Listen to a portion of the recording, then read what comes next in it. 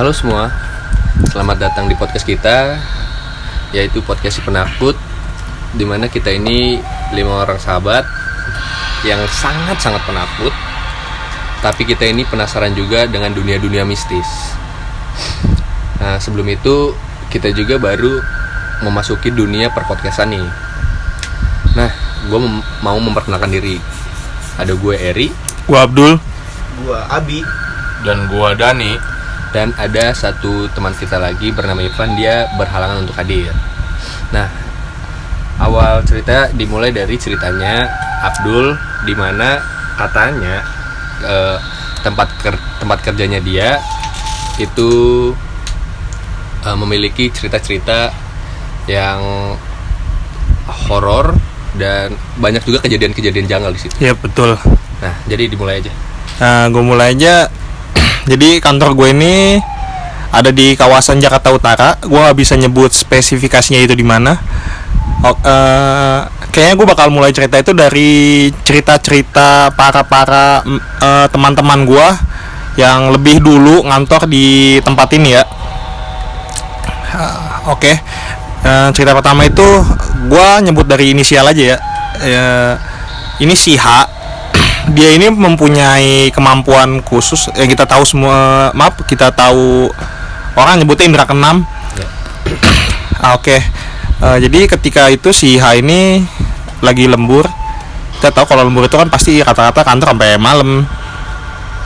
Awal dia jalan berdua sama temannya si I. Si I ini jalan pada ibaratnya petak ubin yang sama.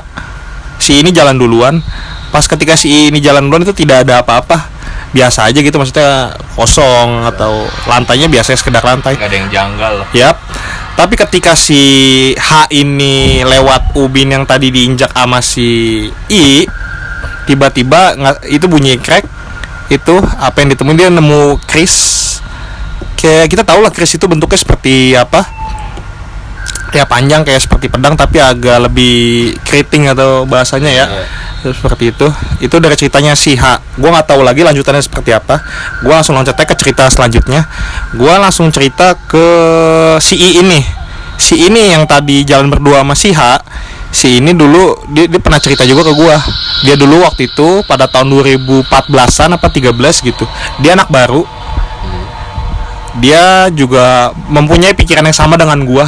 Masuk kerja tidak mempunyai pikiran, ya tempat ini akhir nggak ada.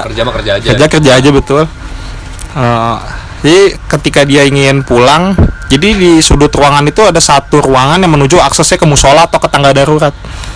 Itu dia cerita ke gua. Di tangga darurat itu jelas sosok pocong katanya berdiri ngeliatin dia dengan mata tajam. Di mananya tadi? Di arah tangga darurat itu. Itu dekat-dekatan sama musola. Yap, betul. Itu jelas banget berdiri, dan dia cerita itu pocong benar-benar ngeliatin dia dengan jelas. Ya, dia dari situ dia cerita sih ke gua, itu paranormal experience pertama dia di kantor itu. Itu dari ceritanya si I. Itu belum kejadian sama sekali ke lu nya belum. Gue belum masuk di situ. Gue cerita yang teman-teman gue yang sebelum pendahulu gue, betul. Ketiga dari cewek sih, si Y. Dia cerita ke gue ketika itu kantor gue ini kan bermain di bidang keuangan. Oke, jadi ada kasir. Waktu itu ada seorang nasabah mau nyetor duit. Ya siang sih, jam 2 jam 3 mau nyetor duit, tapi nasabah ini gendong anak. Dengan sontak anak itu ngomong, Mbak, itu di belakang siapa? Anak ini mau main katanya. begitu ya. Itu anaknya kira-kira usia berapa tahun? Kalau gue dengar cerita dari si Y ini sih sekitar 2-3 tahun.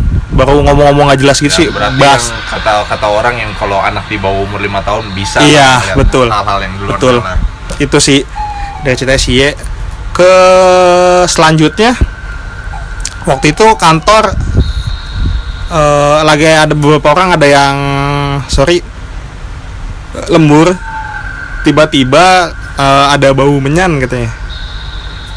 Dan ternyata emang kantor gue di situ sih ada paranormal lagi datang atau ibaratnya katanya sih ngebersihin. Iya. Katanya. Kalau gue jujur pribadi sih itu gue nggak percaya gituan. Iya. Tapi gue percaya namanya selain dunia manusia itu ada dunia jin. Itu gue percaya banget. Dan setelah itu baru nih gue bakal cerita di mana kejadian semenjak gue masuk. Lu masuk tahun berapa tuh? Gue singkat cerita gue masuk tahun 2017. Ya hampir 3 tahun yang lalu ya. Iya. 2017 gue masuk. Gue nggak punya, ya seperti anak baru masuk kantor, nggak punya firasat apa apa, nggak punya pikiran aneh-aneh. Gue masuk ya sekedar masuk aja. Punya semangat kerja aja. Yap, betul.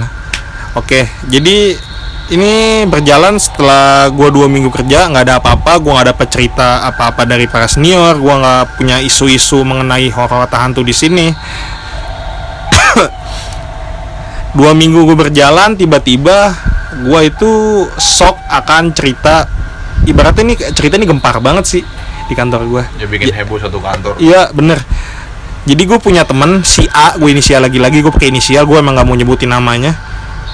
Si A ini dia ini rajin sholat, ya kita tau lah. Dan dia terkenal di kantor gue ini polos atau lugu. Dia polos banget orangnya. Jadi dia waktu itu lembur lagi ceritanya tuh banyak kan dari yang lembur. Dia lembur, dia pengen sholat isya. Jadi tempat wudhu gua sama kamar mandi yang ada tempat untuk buang air kecil itu agak lumayan jauh. Jadi sebelum wudhu dia ingin buang air kecil dulu. Nah di tempat kamar mandi itu sebelum buang air kecil itu sebelah kiri itu ada melewati wastafel. Ya kita tahu lah wastafel itu pasti ada namanya tisu. Iya. Pasti. Nah ketika dia habis kencing ini si A ini lewat wastafel. Dia ngelihat gulungan tisu itu sampai ke bawah-bawah. Oke, ada yang ngejatuhin gitu. Iya, itu banyak banget tisu. Dia kaget. Diikutin tuh. Gulungan itu kemana nih arahnya nih? Iya. Tapi dengan sontak atau kagetnya dia, itu ternyata gulungan tisu dengan jelas sosok cewek duduk di wastafel itu. Oh, jadi kayak nyambung ke busananya gitu, busana Iya, betul. cewek itu. Iya. Wih. Antara nyambung ke busana, kalau enggak itu tisu ngasih tunjuk jalan. Oh, ke iya. Itu tempat gue bisa cewek jadi yang sih, berada. bisa jadi itu sih. Itu ceritanya si A. Lanjut ke cerita gue ya. Waktu itu gue lembur juga. Lagi-lagi yang lembur yang dikerjain. Bahasanya kita dikerjain. Iya. Waktu itu gue jam 11 baru pulang. Gue lewat tangga. Biasa aja, gue nggak ada firasat apa-apa. Gue lewat tangga biasanya emang tujuan gue pengen pulang. Itu dengan kagetnya sih gue kayak apa ya, gue main HP itu kan kalau kita klik tombol lock Iya. mati, maksudnya kayak ada kaca di Iya, tombol kan, screen kita itu di belakang itu pasti ada yang kita tahu kalau ada yang datang. Iya. Itu gue udah sontaknya gue madep belakang itu, tapi kagak ada orang, tapi itu jelas banget di lock HP gue itu ada yang datang, ada yang ngampirin gue. Dan gue tahu itu sosok itu tuh teman kantor gue. Makanya lu langsung nengok. Langsung nengok, tapi gue baru sadar situ gue lembur sendiri. Itu sih. Ya, berarti ini suatu makhluk yang Menyerupai. kurang lebih bisa menyerupai seseorang lah. Iya, begitu sih. Dan itu dari gue. Tapi nggak berhenti di situ, gue akhirnya sharing-sharing dengan para senior. Ya itu dah, gue hasilnya dapet cerita-cerita yang tadi sebelum gue ceritain. Itu dapet cerita dari senior karena gue menceritai kejadian gue yang ini. Jadi yang pertama buka mulut tuh lu dulu ya. Gue dulu, akhirnya senior cerita gue. Dan gue kaget akhirnya emang di gedung mistis parah sih. Fuck. Dan oke, akhirnya pada puncak-puncaknya itu gue punya tugas kantor ke luar kota. Gue balik ke arah kantor itu otomatis gue pasti balikin mobil kantor dong, karena gue memakai operasional kantor ini ke luar kota. Gue balikin mobil, lalu salah satu temen gue WA gue, udah di mana, udah sampai belum. Kita tahu istilah remaja sekarang pap dong, udah di mana, Dipoto lah. kita foto nih. Gue udah sampai. Awal gue moto yang gue nggak sadar, sekedar foto doang itu ke arah parkiran itu. Tapi gue baru sadar pas gue di rumah. Temen gue screenshot foto yang tadi sama dia di screenshot, sama dia dikasih tanda panah gitu. Dan itu jelas banget cuy. Sosok apa? putih, ya baju putih panjang, rambut panjang. Oh, berarti Kayak sosok perempuan kemampuan yang awal tadi tisu itu. Iya betul, dan itu di sudut yang sama parkiran itu soalnya parkiran ini di sebelah-sebelahan sama wastafel yang tadi. Dan kita tempatnya dia tuh di situ gitu. Terus Itu sih. Dan gue baru ceritain lagi nih beberapa hari yang lalu gue mempunyai nasabah itu, dia seorang imam di daerah Jakarta Timur. Dia ke imam masjid gitu sih. Gue ngelayanin dia, ngobrol, dengan sontak dia nepok pundak gue.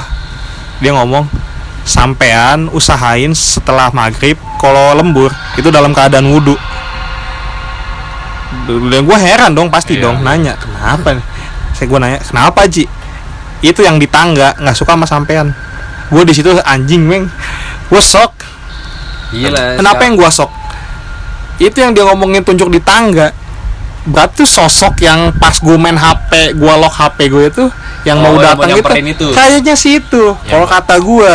Berarti itu kasarnya dia ngikutin gue, tapi gue nggak tahu karena emang gue sih nggak pernah berbuat onar atau aneh-aneh di kantor gue ini. Yang tidak berbuat hal dengan maksud menantang. Iya, emang pada dasarnya gue adalah pribadi yang nggak percaya akan klinik. Maaf, bukan gue menyinggung atau gue tidak hormat kepada pihak manapun. Kayak misalnya lewat jembatan suruh klakson 3 kali atau jujur gue nggak percaya. Gue nggak percaya gituan, gue masa bodoh. Tapi dengan keadaan kayak gini, lu gimana? Gue pasti shock, men. Itu sih kepikiran juga. Kalau menurut gue sih ya baru cerita teman gue yang selama ini baru gue tamu situ. Gue pasti yakin banyak cerita di luar sana. Karena pada dasarnya ya gue yakin dunia selain di dunia manusia itu ada. Itu pasti ada. Ya oke. Jadi segitu aja cerita lo, atau ada yang lain? Sejauh ini sih ya. Kenapa? Nih, itu menurut lu yang ngebuat kantor lu itu serem apa? Oke, lo kira yang bikin kantor gue serem itu dari gue yang sangat kuat ya. Jadi di sebelah kantor gue itu ada gedung kosong. Terus? Gedung kosong yang setahu gue itu udah kosong sekitar 5 tahunan. Tapi yang gue nanya-nanya ke teman-teman gue yang jauh ngantor sebelum gue, itu lebih dari 8-7 tahun sih. Oh, berarti sekitaran 8 tahun lah 8 ya. Tahunan sih kosong. Pasti mah udah ada terbengkalai banget, masalahnya nggak diurus ya. Iya. Kalau lu warga Jakarta Utara yang gue sebutin seperti apa keadaan gini, ya lu pasti paham ini di mana. Tapi gue nggak bakal nyebutin ini daerah spesifikasinya sih. Tapi ini kalau emang lu penasaran, gue bisa ngasih kok nanti tempatnya. Dan perihal tadi bukti yang gue lihat foto ada sosok tanda panah itu yang di screenshotin, itu bakal gue share juga. Karena emang ini bukan apa ya, ini rahasia umum coy kalau menurut gue. Ini harus emang dipublikasi sih.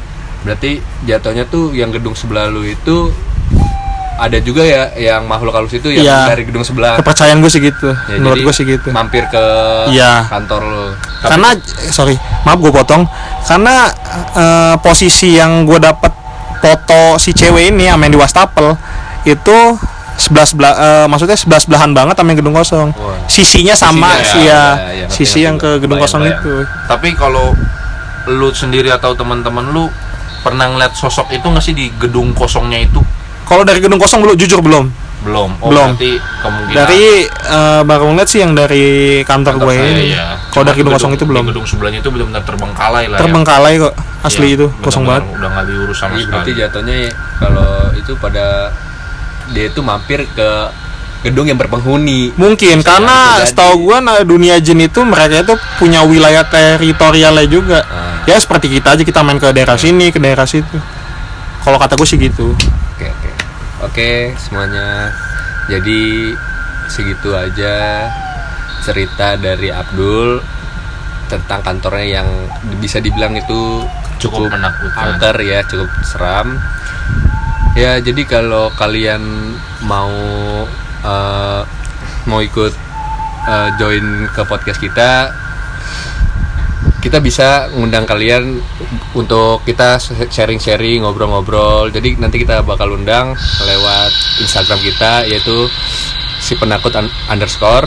Karena pada dasarnya kita nerima atau suka berbagi cerita-cerita yang berbau horor, Betul sekali. walaupun takut. Jadi kita bisa sharing-sharing pengalaman aja tentang dunia-dunia mistis gitu sih. Ya, oke, bisa ditunggu lagi untuk next episode. Itu ada cerita dari Dani, pengalaman dia tentang dunia mistis. Nah, jadi sampai situ aja ya guys. Dadah, sampai berjumpa lagi. Bye.